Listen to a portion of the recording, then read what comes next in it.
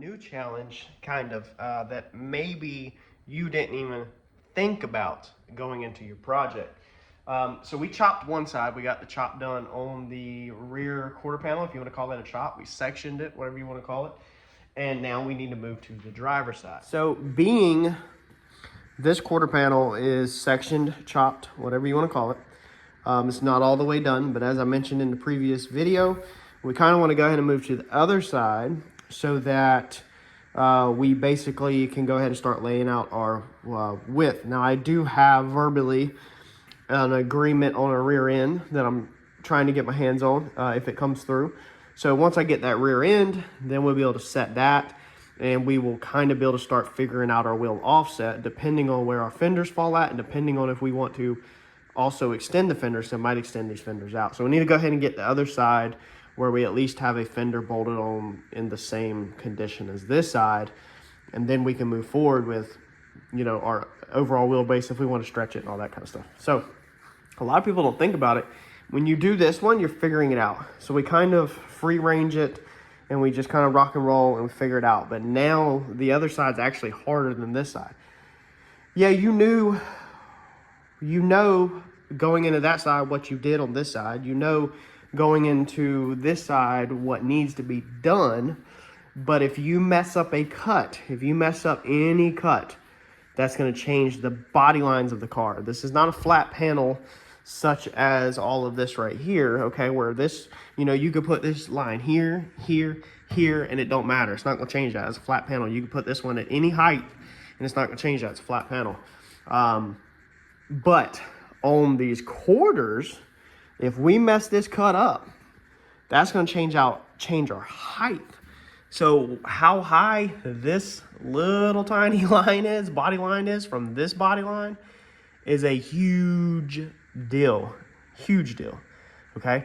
And making sure that we don't measure here and here on this side and then go over there and measure here to here on this side and make this measurement here is going to change this measurement.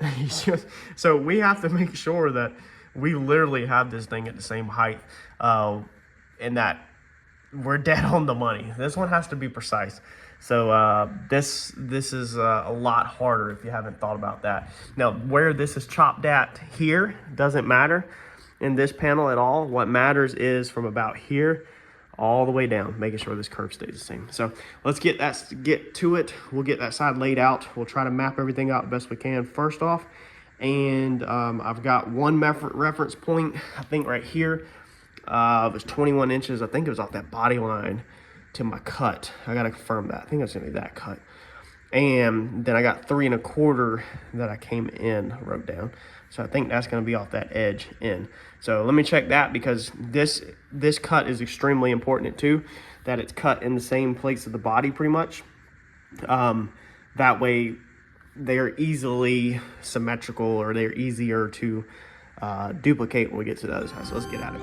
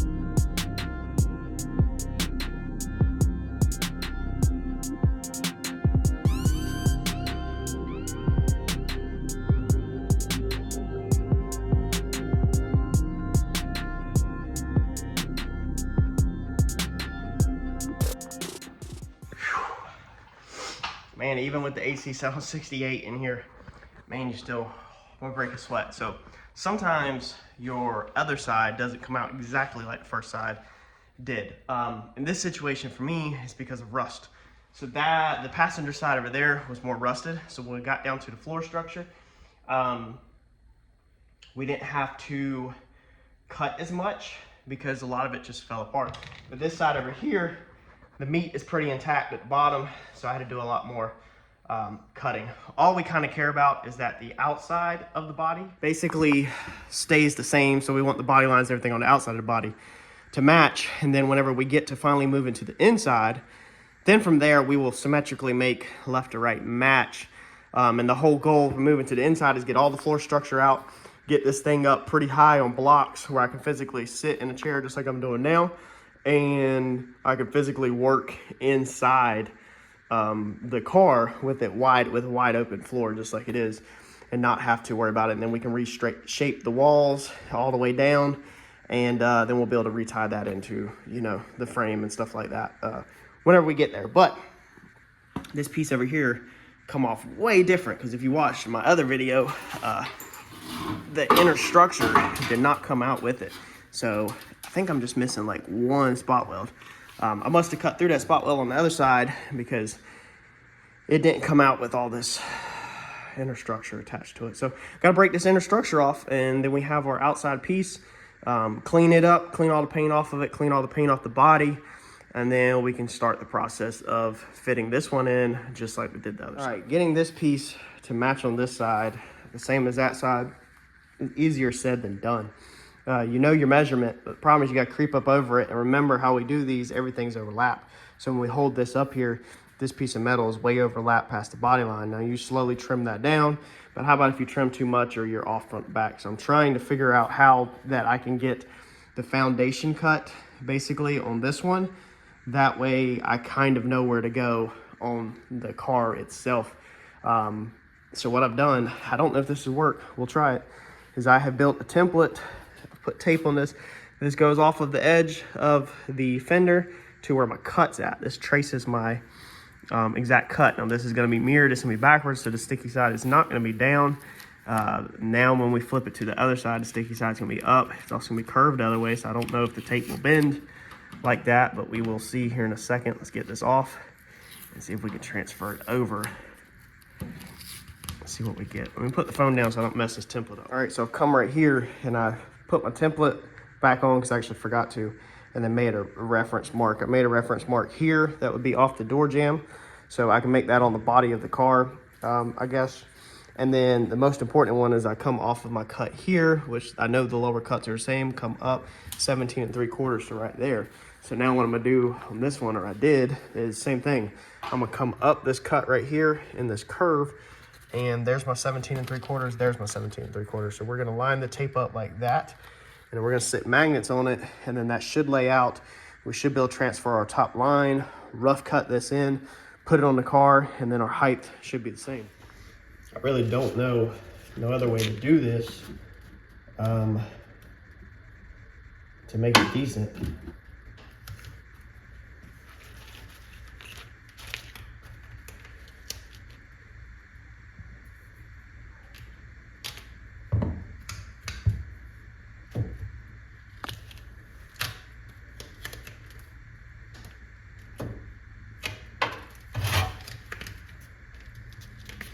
And it doesn't have to be perfect. This is just gonna get us really close to the same height.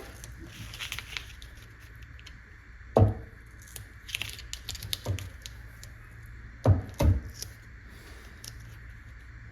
right, that should be really close because that's literally a template of the other side. So we're already pretty much on the money back here. We get one more magnet.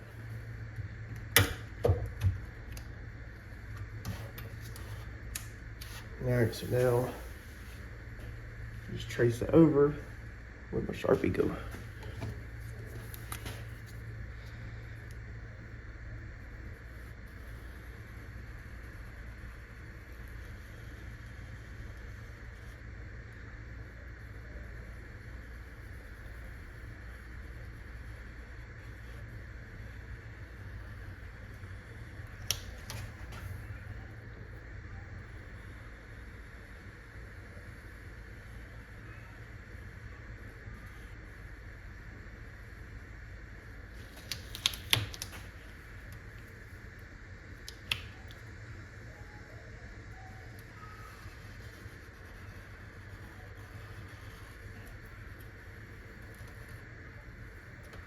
And it's funny because this piece back here matches up perfect. And I remember we cut through the hole. Makes me feel really good because now memory's coming back, things that I seen when I was cutting it.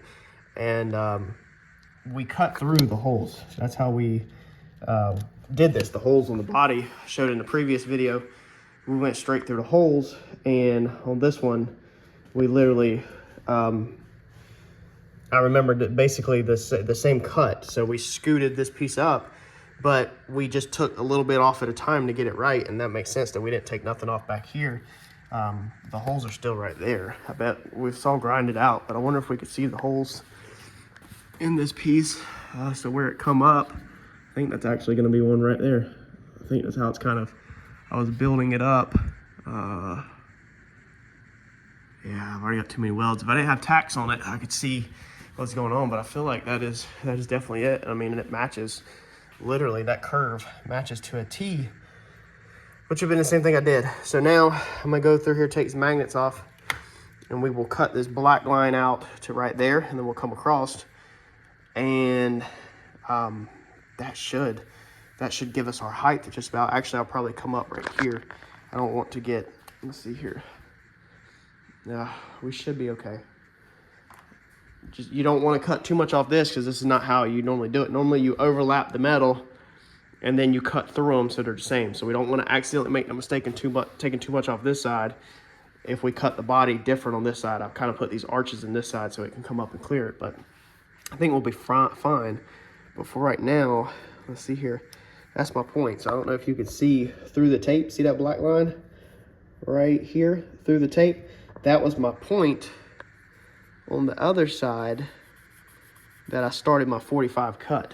So if we go right here, this is number 1 mark. This is where my 45 cut. I come straight and then I went down basically at a 45. So from that 1 mark all the way back to right there, even though I didn't mark it on the other one, all the way back, I think I went all the way to here with that template. It follows the body line like extremely close.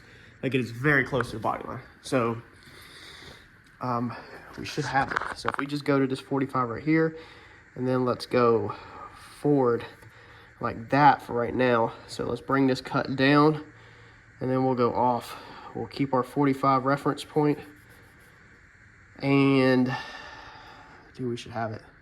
That should be it. And then once we get, basically we're trying to get the distance from this edge of this fender to this body line across the top. Once that's right, everything else will just fall in place. That's the only real thing we care about, is how far these measurements right here, this one and this one, is to this body line right here. Because this body line right here, okay, that is very important on the looks, because your eyes are gonna see this line and your eyes are gonna see that line. Them have to be the same. That also sets the height of how high the inner wheel structures can be, how high the flares are, everything. We don't want to measure it off the ground. We're not on a chassis table. If you were on a chassis table, it'd be good.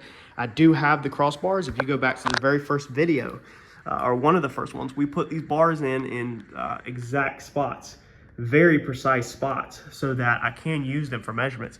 So I can level these bars, and if I level these bars right here, these 2 bars, then the whole thing will be level from left to right, and the measurements from the floor, and that should be really close, like within 1/8 of an inch would be my guess, because that would allow error in the concrete. And then we can measure, square something up in the back, because they're just sitting on a 2x4. If we got all that square, then in theory, the height of the fenders should be the exact same. But dude, as long as we got the gap from that body line to here the same, then we're gonna be dead on. We're basically working ourselves from known areas, known points down. This is unknown down here. These measurements are kind of unknown. You could consider it, but you know these body lines up, because they got to match windows and stuff like that. That's what your eyes are going to see. So that's important in these situations to work off of. And don't focus on the floor. Don't focus on your chassis table or nothing like that, unless you have your windows. If your left and right windows are the same off your chassis table, then of course you can pull measurements like that. But basically we're working this floating. This floor is imaginary, and all my measurements are coming off the body to keep everything symmetrical.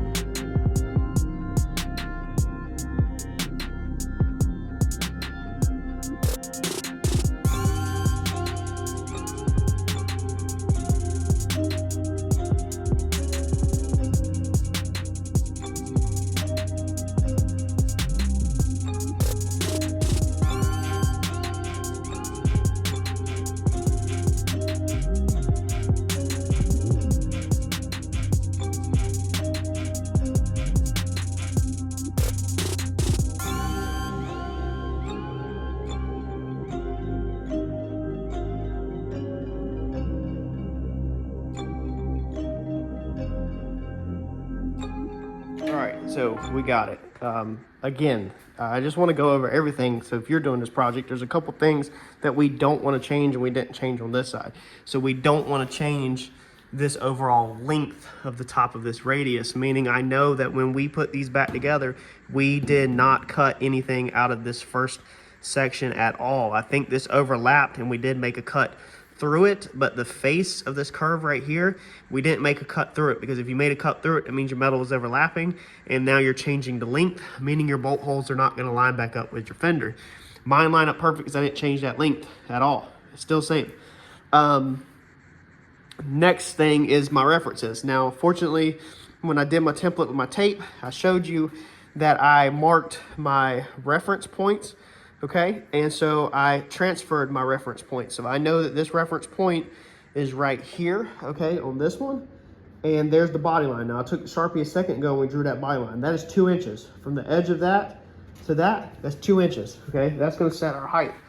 Now being I transferred this over, here's my #1 reference point right here, okay, same thing. So I'll double check real fast off of there to there to make sure we're in the same spot. But from here, from #1 reference point to the body line, again, I drew the Sharpie in the body line. Stick your marker in there and let it follow it. That makes it so you can see it. That's 2 inches. So being that's 2 inches off the body line, that tells me that my up and down, my height is identical. Like I said, we'll double check. Let's see if we can do it live on the camera. So there's no hiding nothing because I have nothing to hide. I want to educate. Let's come off this door jamb. It's going to be hard.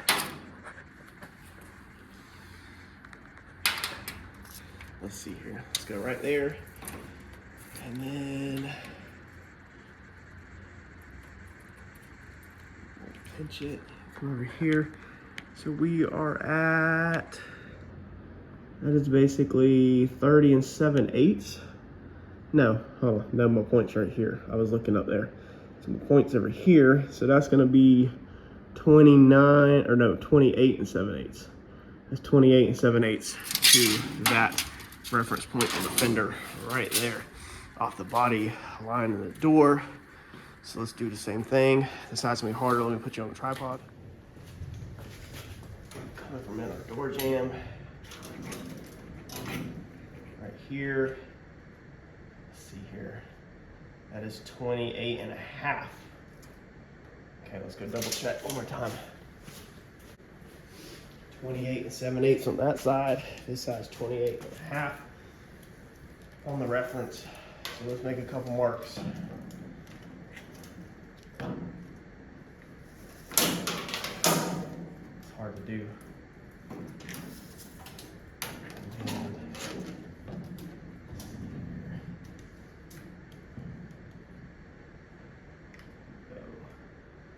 28 7/8.